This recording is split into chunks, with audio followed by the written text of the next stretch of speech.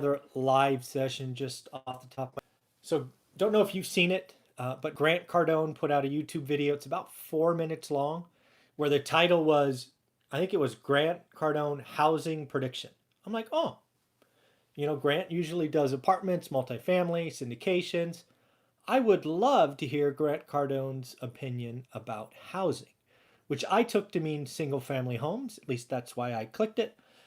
And then I watched him stand on the hills of what I had to imagine was Southern California, where he was pointing at 15 and $30 million homes. He, of course, made sure to point at the area where he once had a home, of course, where he made $8 million, and then went on a little bit of a rant about no one got rich owning their own home. People don't do that. So the video, at least in my opinion, wasn't a housing prediction, but it did raise an interesting point, right? Is your house an asset? How do I think about that? What do you look at? And I really think there's kind of 2 points of view. And it really boils down to what you as an individual, you as a family want. And what do I mean by that?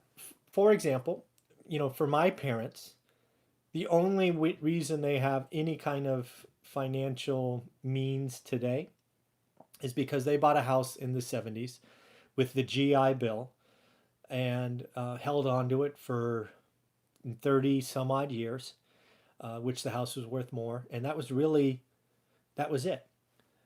Now, their son obviously has invested one rental at a time and, built up an okay portfolio.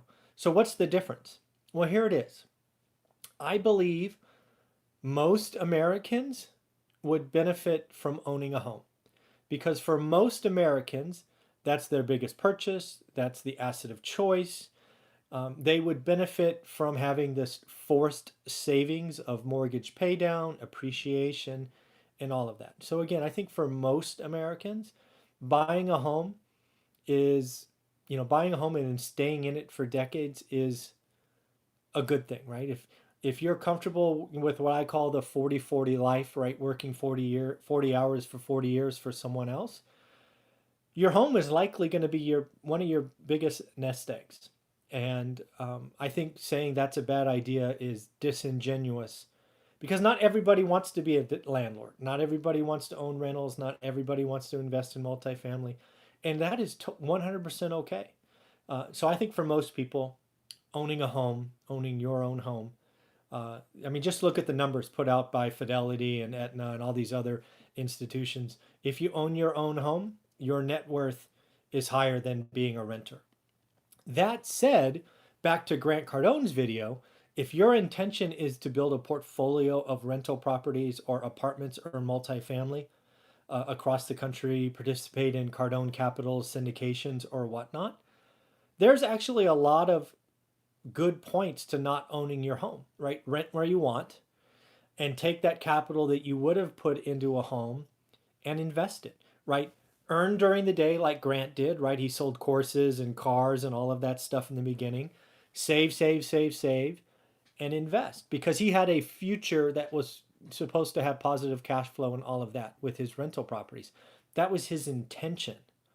Where I think this argument about is your home an asset or a liability, thanks way back when to Rich Dad Poor Dad, is we're not realizing that everybody is not equal, right? For my mom and dad, I am so thankful they bought a home in the 70s because of the GI Bill.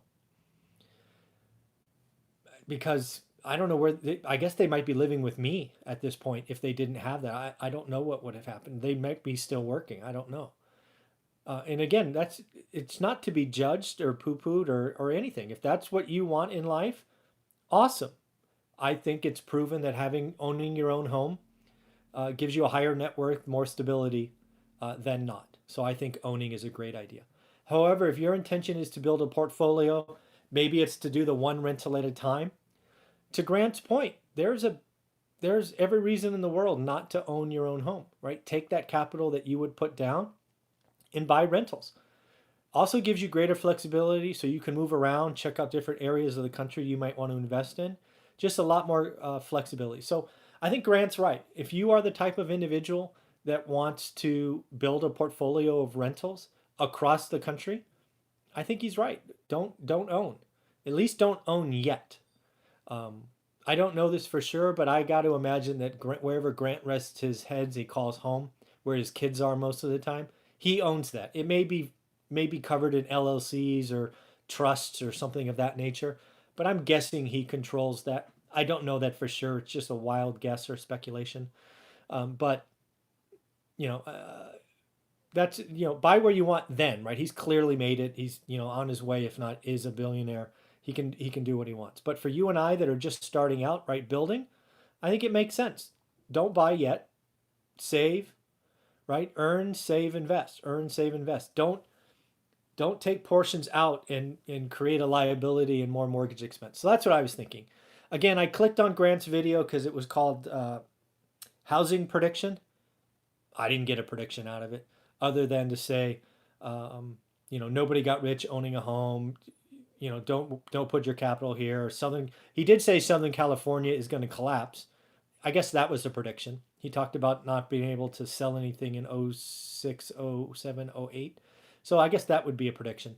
But that was really all I got from it. So in the end, I think Grant is right. If you are going to build a portfolio, it probably makes sense not to own a home, right? If you have that choice. But again, if you're like, again, I don't know, greater than 50% of the people across the country that will never ever consider owning rentals, I think owning a home is probably your best investment. So that's my thoughts. Have a great day. Let me know what you think. Leave questions below, likes, comments, all that good stuff. Take care.